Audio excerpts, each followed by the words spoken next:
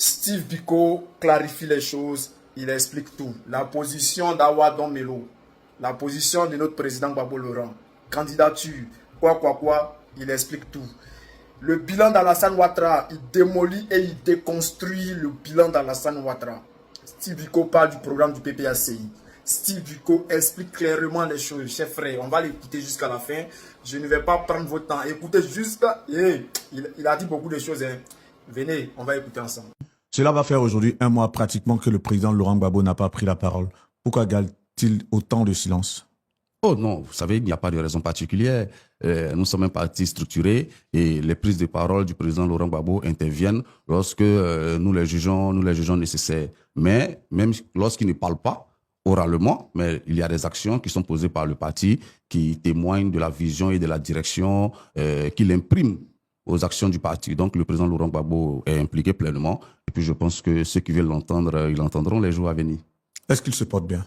Il se porte super bien, physiquement, mentalement, psychologiquement, et il se prépare au combat. Il se prépare au combat. Donc vous avez lâché le mot. Est-ce que vous pensez qu'il sera prêt pour ce énième combat face à son adversaire de tous les jours, le président Alassane Ouattara? Oh, vous savez, le président Laurent Gbagbo, il a toujours été prêt. Il a toujours été prêt et son parcours politique le témoigne. Toutes les grandes libertés dont nous jouissons aujourd'hui en Côte d'Ivoire sont le fruit de son combat. Donc, il est toujours prêt.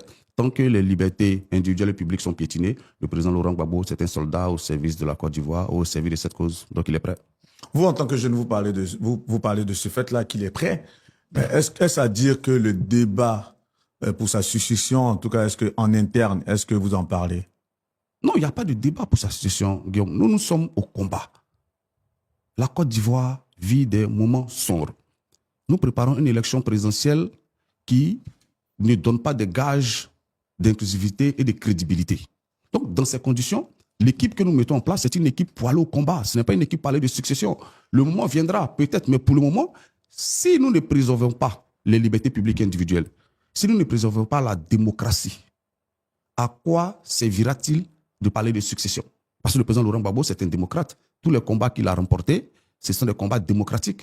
Donc, à quoi servirait-il de se préparer à hériter de lui si on ne préserve pas le minimum vital qu'est la démocratie pour un pays? Donc, non, ce n'est pas un débat qui bat son plomb au sein du PPACI. Aujourd'hui, nous préparons l'élection présidentielle d'octobre 2025. Donc, ce n'est pas des sujets que vous abordez en gros au sein du PPACI? Ce n'est pas le moment. Ce n'est pas le moment. Mais ce sont des sujets que vous abordez tout de même par moment? Non, du tout. Vous ne l'abordez pas? Non, du tout.